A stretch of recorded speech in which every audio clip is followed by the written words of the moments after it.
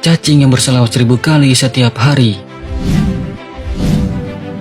Kemuliaan yang diperoleh melalui membaca salawat ini tidak hanya diberikan kepada manusia saja, namun juga kepada hewan dan binatang melata seperti cacing tanah. Dalam kitab Mukasyafatul Qulub, karangan Imam Al-Ghazali rahimahullah dikisahkan tentang cacing tanah yang mendapat kemuliaan dari Allah Subhanahu wa Ta'ala dengan berzikir dan bersalawat kepada Nabi Muhammad sallallahu alaihi wasallam.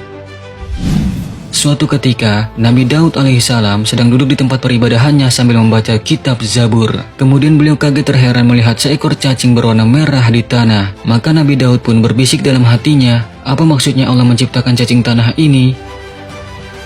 Dengan izin Allah Subhanahu wa Ta'ala, maka cacing ini pun bisa berbicara dan berkata, "Wahai Nabi Allah, ketahuilah bahwa pada siang hari Allah memberikan ilham kepadaku untuk berzikir dalam sehari dengan membaca Subhanallah walhamdulillah wala ilaha illallah wallahu akbar sebanyak 1000 kali. Sedangkan pada malam harinya, Allah memberikan ilham kepadaku untuk bersalawat dengan membaca Allahumma sholli ala sayyidina Muhammadin nabiyil ummil wa ala alihi wa sahbihi wa sallim sebanyak 1000 kali pula. Lalu apa yang kamu baca hingga aku bisa mengambil manfaat darimu?" Mendengar perkataan cacing itu, kemudian Nabi Daud pun menyesal karena telah menganggap rendah kepada seekor cacing tanah. Beliau kemudian merasa takut kepada Allah, lalu bertobat dan berserah diri kepadanya.